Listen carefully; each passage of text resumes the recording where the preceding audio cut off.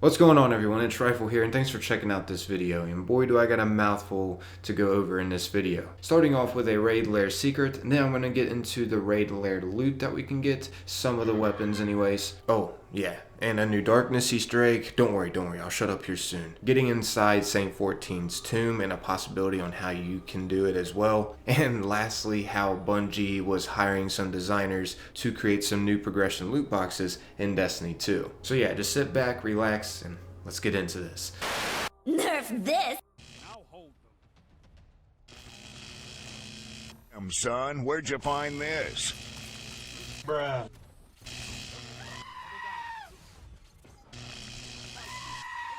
Bruh. Son.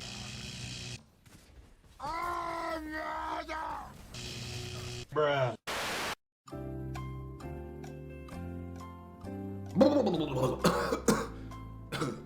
Alright, so as you can see, we are inside Saint 14's tomb right now.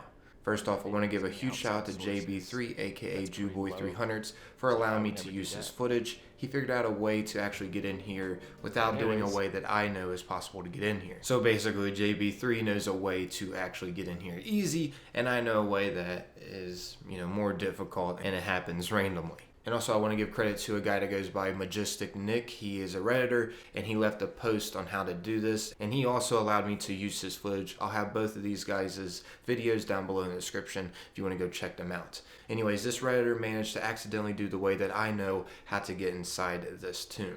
And he mentioned in his Reddit post that for some reason when he randomly went into this area where, you can see Saint 14 at, the door was just opened. He doesn't exactly know why. He thought it might have been his internet, which that does help out a lot for despawning things like this. So if you really want to get in here, just find a way to worsen your internet and you'll have more of a chance to get this technique that I'm about to show you guys to work. So the reason why this door wasn't actually in the area randomly is because when he entered into this area, the game didn't fully render everything that was supposed to be. And this happens typically with small details such as doors. There's actually a glitch that you can do to despawn certain things. This was first figured out in Destiny 2 around the beginning of launch. Someone accidentally went into the hangar and things just disappeared randomly. He could go outside of the map by going through this door right here. I actually made a video about this a long time ago when the technique was figured out, which a guy ended up randomly messaging me saying he figured out how to despawn certain things. And how you do this is by going to one loading area and then running immediately back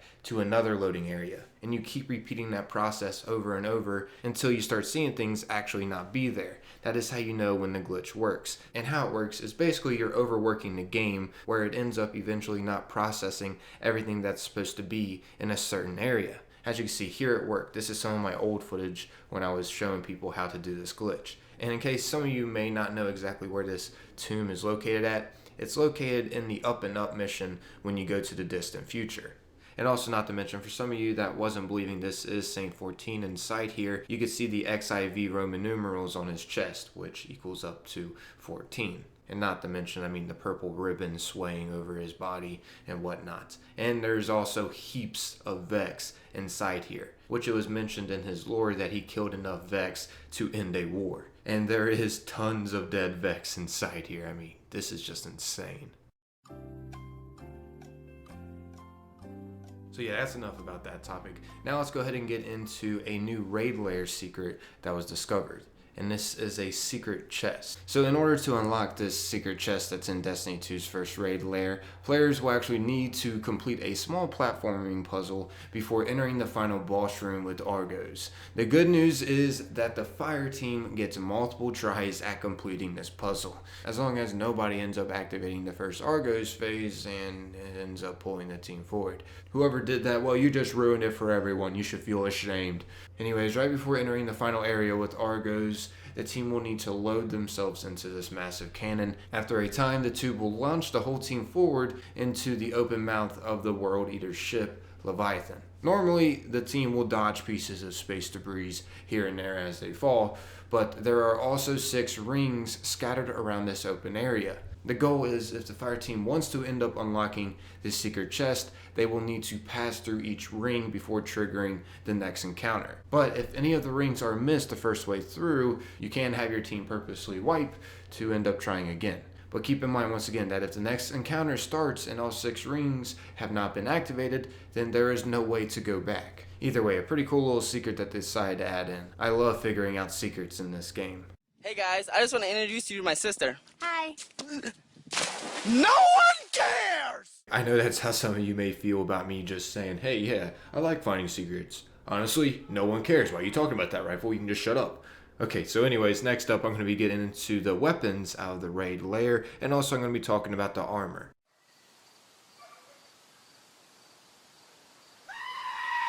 First off, starting with the I Am Alive grenade launcher. Of course, these weapons are going to look extremely similar to the regular Leviathan raid. I mean, as you can see, it has the same exact color scheme. The rate of fire on this is 120 rounds per minute, and it has a magazine size of 7. The traits on this comes with adaptive, well-rounded, reliable, and sturdy, and the holster weapon is automatically reloaded after a short period of time, and the description reads, when the end comes, I reserve the right to be last.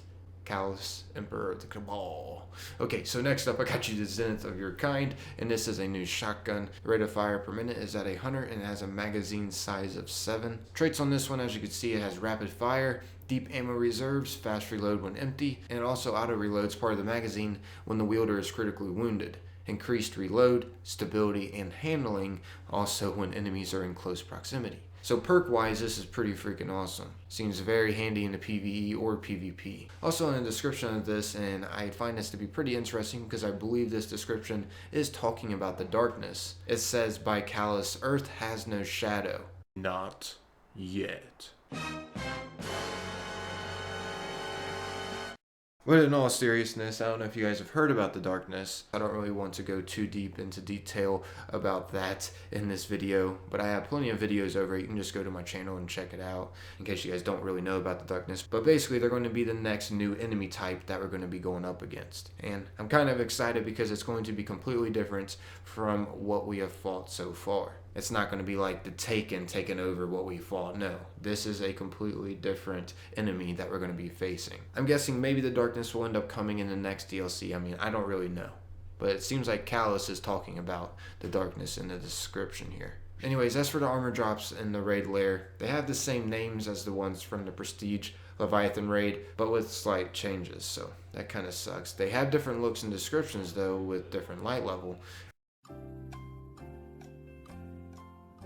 Last up here, I'm going to be talking about how Bungie is hiring new designers to create these new player progression loot boxes. I don't get why Bungie is doing this because they already got hate about Destiny 1 shaders being basically an unlockable where you could use it an infinite amount of times, to transitioning over to Destiny 2 where a shader is a consumable. And this was a part of a monetization scheme that I talked about in a previous video with Eververse. And in case you guys haven't heard about how Bungie had a silent system that made it harder to get XP for players that were grinding fast. So basically in the end it took just as much time because the XP wasn't gaining as fast as it actually should. And by silent system, I'm talking about that they kept this on the down low. Players were actually only being able to get as little as 4% of what they should have been receiving. So it's pretty freaking insane that they did that. In my mind when I thought about it, I was like, wow, Bungie is clearly trying to get more people to use Eververse and purchase silver to buy certain shaders, exotics, and whatnot. As you guys may know, in the Curse of Osiris, pretty much half of the new exotics you can get behind Eververse. A lot of the new exotics are just cosmetics, such as ships, shaders, ghosts, and emotes. And I mean, the intention of that silent XP mechanic that they had in the game was pretty clear. Bungie wanted it so players would end up spending real life money. I'm telling you guys, there is some people that spend some mad cash on microtransactions. The most I've ever heard of someone spending was $10,000. Still, that's a lot of freaking money to blow on these loot boxes. Oh my gosh. Anyways, getting back onto the topic about that XP silent system that they had in the game since the beginning, they only ended up stopping this when they officially got caught by a Redditor who decided to do some crazy mathematics to figure out what was going on. You would think after EA's whole scenario with Battlefront 2 and their player progression loot boxes, they wouldn't want to do this, but they are still wanting to. They're actually hiring senior progression designers for this specific scenario. Check this out, guys. I'll go ahead and read a little bit of this. The senior progression designer works with a diverse array of disciplines to build and maintain Destiny's monetization business, the Eververse. You will work with artists to plan and realize new items and with engineers and other designers to imbue it with function. The ideal candidate will be a force in creating alignment and support for new designs and monetization strategies. So that right there is a clear indicator that they're going to be coming up with some new strategies for us to actually purchase from Eververse. Right here are some of the responsibilities, and the first one is highlighted for a reason. Create sustainable player progression and chase through Destiny 2's bright engram. So yeah guys, I guess that's wrapping up this video though. Hopefully you guys found it enjoyable. I did decide to edit it a little bit more than how I usually edit my videos. If you did, consider leaving a like. Your guys' support is greatly appreciated. And if you're new around here, consider subscribing because I post quite a bit of Destiny 2 content. I'm Maddie for everybody. Thanks for taking the time to watch and listen. Until next time, peace.